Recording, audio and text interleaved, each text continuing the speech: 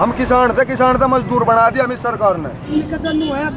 हो जाए 1000 रुपए क्विंटल और चीनी मिलेगा क्या 2 रुपए की। लेकिन किसानों की आय आधी होगी। का है हमें नहीं पड़ते 50 रुपए भी रोजाना किसान को। सबसे बड़ा मुद्दा जो है ना देश कितना भरेगा।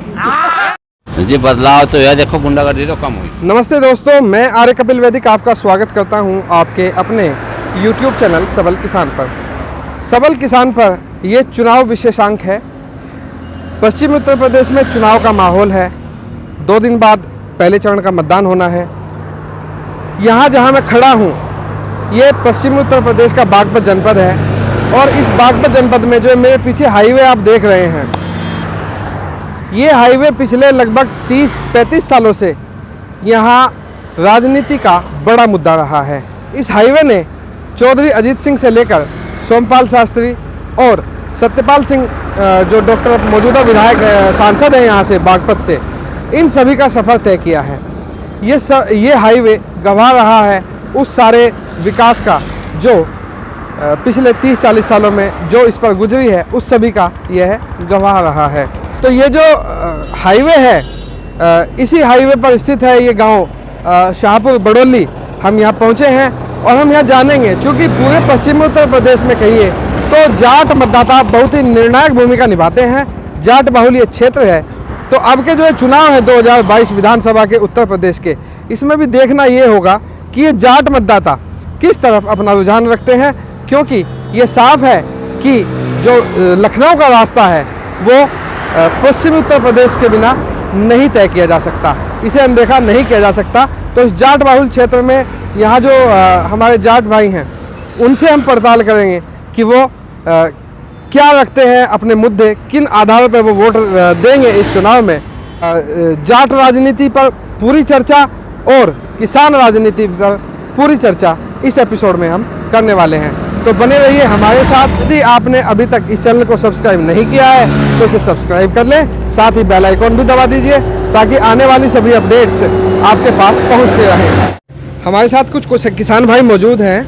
हम इनसे बात करते हैं कि जो ये आने वाले चुनाव हैं 10 फरवरी को, परसों 2 दिन बाद वोटिंग है, तो 2 दिन बाद जब वोटिंग करने जाएंगे वोटिंग बूथ पे, तो क्या मुद्दे होंगे दिमाग में जिनके आधार पर वोट करेंगे? जी किसानों तो यही मुद्दा, किसानों को उनकी फसल का उचित दाम मिलना चाहिए, है ना जी। और मैं तो कहूँ नगद मिलना चाहिए जी। हमने एक चीज़ बेच दी बाजार में, हमारे पे एक दिन में ही पेनल्टी शुरू हो जा। अगर हमारा बिल ना जा तो हमारे पेनल्टी शुरू हो जाएगी एक दिन में जी। और हमारा पैसा 1 साल बचा हुआ है मिल मालिकों पे, हमें उसका भुगतान नहीं हो रहा। और ये कह रहे हमने 98% पेमेंट कर दिया पर साल का और 70% कर दिया इस साल का। हमें बताओ तो सही किसका कर दिया? किसानों का कहना है कि यदि हमारे खेत में कोई मजदूर भी काम करता है तो वो शाम को मजदूरी लेकर ही घर जाता है, लेकिन हमारा पूरा माल उधार जाता है जिसकी ये नहीं पता कि उसका पेमेंट कब आएगा, उसका रेट कौन तय करेगा और क्या। इसके अलावा और क्या क्या मुद्दे हैं उन पर बात करते हैं। बहुत भाई मौजूद है हमारे साथ। मैं किसान हूँ और मैं देशवासियों से भी और अपने राजनेताओं से भी कहना चाहूँगा कि जैसे अभी माहौल चल रहा है,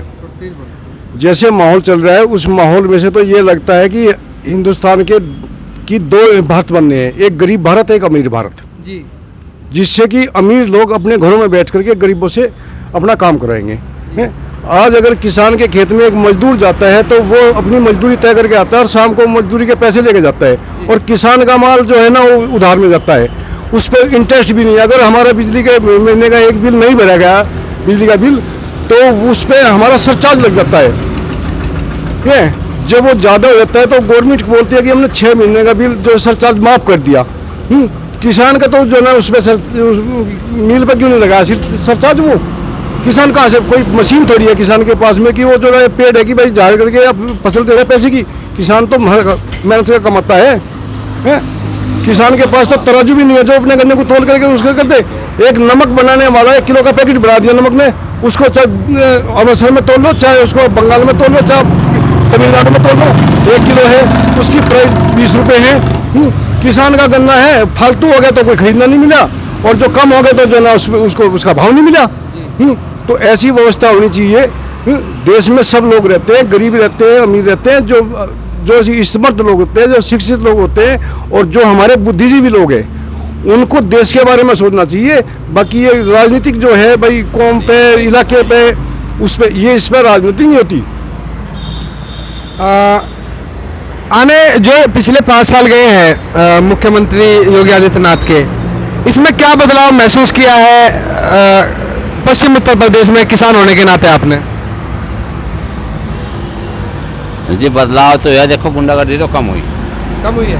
गुंडागर्दी तो कम हुई, हम इसमें वो नहीं कहते, लेकिन किसानों की आय आधी होगी, ये तो बात करते थे दुगनी की। 2022 तक हम किसानों की आय दुगनी कर देंगे जी, लेकिन हुई आधी। किसानों की सब किसान कर्जमंद है। जाकर देखो, ये तो इंटरनेट पे इन्हें सब पता, ऐसा कोई बोलना नहीं है, इंटरनेट पे सब पता। सबकी खतौनी में कई लाख रुपए छोटे किसानों के हैं कर्जे के। अच्छा, अपराधियों पे जो शिकंजा कसा गया है, जिस तरह से अभी यहाँ अखिलेश यादव और जयंत चौधरी आए थे गाजियाबाद में, तो उन्होंने कहा कि बुल यानी कि बिजार, बुलडोजर और बाबा, इनका आतंक रहा है पिछले 5 साल। क्या कहना चाहेंगे? देखिए जी, क्राइम तो कुछ कम हुआ है, क्राइम इतना कम नहीं हुआ जितना जो हम देख रहे हैं कम हुआ है, लेकिन क्राइम के साथ साथ बेरोजगारी घटी। जो कोरोना महामारी है उसमें गरीब लोग और ज़्यादा दब गए हैं, और कुछ परिवार ऐसे हो गए कि जो मतलब बिल्कुल भुखमरी की कगार में हो गए, वे हर बिरादरी में हो गए। मैं योगी जी मोदी जी से कहना चाहता हूँ कि इन पर भी ध्यान दे दीजिए, शिक्षा पे ध्यान दीजिए, रोजगार पे ध्यान दीजिए। आप तो वहाँ सदन में बैठ करके जो ना अपनी पेंशन भी बढ़ा लो, तनख्वाही बढ़ा लो, है, और इन लोगों की पेंशन भी कट गई। क्या जनता तो सबका ही होगी, देश तो सबका ही होगा, गरीब का भी, अमीर का भी, और मेहनत भी सब करते होंगे, तो उसकी मेहनत का अच्छा फल मिले। हमारा जो ना हर नागरिक सुरक्षित रहे और जो ना स्मर्थ रहे, शिक्षित हो, जिससे कि आने वाले समय में जो ना लोग शिक्षा के आधार पे अपने देश की तरक्की कर सके। और ये जब संभव होगा जब इस पर हमारी सरकार काम करेगी। अच्छा, अभी नए चुनावी घोषणा पत्र जारी हुए हैं, तो पश्चिम उत्तर प्रदेश में मुख्यतः किसकी फाइट देखते हैं जी? किस किस के बीच टक्कर आप देखते हैं, और कितना भरोसा करते हैं घोषणा पत्रों पर? घोषणा पत्र हमने किसी का नहीं चाहिए, हम जो किसान हैं हमें सही भाव मिले, है ना जी, और सही हमारा पैसा टाइम पे मिले हमारी फसल का जी। और मैं तो ये कहना चाहूँ, किसान अगर इस देश का सक्षम होगा तो देश भी उन्नति करेगा। क्यों? किसान सक्षम हो तो मजदूर भी होगा, वो पैसे देगा, टाइम पे काम कराएगा, हैं? जब किसान का आमदनी होगी तो वो व्यापारी होगा, जाके व्यापारी टैक्स देगा, ये व्यापारी टैक्स देगा तो देश की रीढ़ की हड्डी मजबूत होगी, है नहीं? मैं तो यही कहना चाहूँ, किसानों को सही उचित दाम मिले। तो बहुत कम शब्दों में बहुत बढ़िया बात इन्होंने कही है कि यदि किसान समृद्ध है, किसान से ही मजदूर समृद्ध है, मजदूर से बाजार समृद्ध है, और बाजार से देश समृद्ध है। रीढ़ की हड्डी किसान ही है। पूरे पश्चिम उत्तर प्रदेश तो छोड़िए, पूरे विश्व में कोई एक ऐसा देश नहीं है जहां किसानों का शोषण होता हो। किसान ही किसी भी देश की जीडीपी में सबसे बड़े हिस्सेदार होते हैं। तो किसान को समृद्ध करे, ये किसान भाइयों का कहना है, सरकार से यही अपेक्षा करते हैं। ना तो हम किसान निधि चाहते, 2-2 हज़ार रुपये में हमारी कोई उम्र बसर नहीं होने की जी। ना हम किसी का लोन माफ चाहते, है ना जी? हाँ, और ये तो जो कोटा दे रहे, ये कह रहे भाई हम जैसा बीमारी चली उसकी वजह से दे रहे, चलो इसमें हम वो नहीं कहते, अपनी इनकी राय है, लेकिन 2 हाथ पैर उनके भी हैं, 2 ही हमारे हैं, है नहीं? वे जब 400 रुपये लेकर आए हैं तो वे गरीब कहाँ रहेगी? बताओ, वे हमसे गरीब कहाँ? हमें नहीं पड़ते 50 रुपये भी रोजाना किसान को। हमारे सारे सुरता किलो 12 लगे रहे हैं, गर्मी में, सर्दी में, पाले में, बारिश में, है नहीं? तो ये गरीब कहाँ रहेगी फिर? जिन्हें 2 बार कोटा दे रहे, वे तो बेचा लग रहे, मौके पर पकड़वा देंगे। वे तो बेचा लग रहे, 18 रुपये किलो, 16 रुपये किलो चावल गेहूँ, तो हमारा किसानों का क्या होगा? बड़े गंभीर जो है मुद्दे हैं, उतने ही गंभीर आरोप भी सरकार पर हैं। हमारे साथ एक बुजुर्ग मतदाता है। किस मुद्दे पे ताऊजी, किस मुद्दे पे वोट करेंगे, क्या मुद्दे रहेंगे आप? सबसे बड़ा मुद्दा जो है ना, देश हित जी नंबर 1। जी नंबर 2, 80 साल की उम्र होगी तो घूमे चले चले भी रोड बनाए जी हैं। जी वोट देंगे बीजेपी की, सोने ढाल देंगे। और गांव का मोल बता दूँ, गांव में 80 बीस का है। 80 में कौन है? 80 में बीजेपी। 80 में बीजेपी। ये जो झंडे लग रहे ना 2-3 जी वही 2-3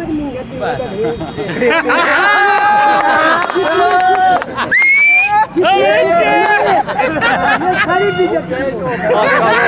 ये तो ये कहे हैं कि गन्ने में पैसे नहीं लगाए। सब इनके नींद का ना भरे कभी।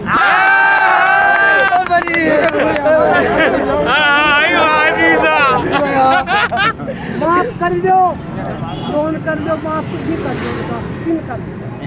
देखो मन से और देश हित है तो भाई हम जी, और जो देश हित नहीं है तो भाई हम जी। अच्छा अच्छा, एक बात बताइए, अभी थोड़ी देर पहले वीडियो वायरल हुई थी, उसमें ये कहा भाई वीडियो देखकर बाबूजी मारे पे इंगे आ जाओ, इंगे आ जाओ, इंगे आ जाओ, इंगे रेल कितना घुमा काट है लोगों के, इनके घोड़े ना कोई मुद्दा है नहीं, ना कोई कहानी ये है। तो ये कह रहे हैं कि सड़क भी नहीं बननी चाहिए थी, जब से बनी तब से एक्सीडेंट बढ़ गया। यही का कहूँ मैं, ये ना क्या बोलो जी बीजेपी की ना ये विकास चाहते ना इनका तो है गंगा तो हो जाए 1000 रुपए क्विंटल और चीनी मिले लगे 2 रुपए की। और इंडिया होगी पूर्ण बहुमतता होगी। भाजपा की रैली लिखी थी, 4 आदमी थे, बाकी किराए के थे 500 रुपए वाले। लेकिन यहाँ तो कह रहे हैं कि जो है 80-20 का मामला है, 80 में भी नहीं है, कुछ नहीं है, कोई नहीं है, सब 500 रुपए वाले थे, बाहर के लावे, यहाँ से लाके। हम किसान थे मजदूर बना दिया हमें सरकार ने जी। मजदूरी भी नहीं मिल रही हमें, करने को भूखे मर गए। समोसे खा रहे, चाय पी रहे, इन तक वोट दे मनस तो वोट अपने मन तो देगा। आरएलडी की गलवा थी रैली, कितनी जनता थी। आरएलडी।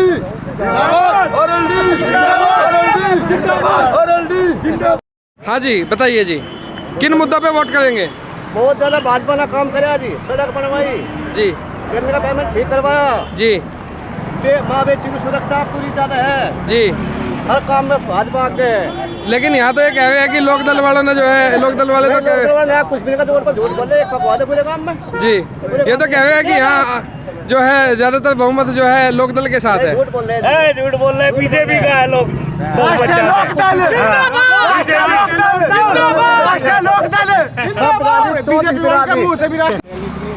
टाइम से और जैसा कि हमारे 700 किसान को इन्होंने मार दिया जी, हमारे चौधरी साहब पे लट मारे जी, जो किसानों की पार्टी है, राष्ट्रीय लोकदल पार्टी है, हमारे चौधरी साहब पे लट बरसाने का क्या अर्थ आएगा? यानी कि किसान आंदोलन जो है उसका बड़ा असर इस क्षेत्र पर पड़ा है कि किसान क्षेत्र है ये जी, ये चौधरी चरण सिंह की तरफ भी है। पहली बात तो यही मानक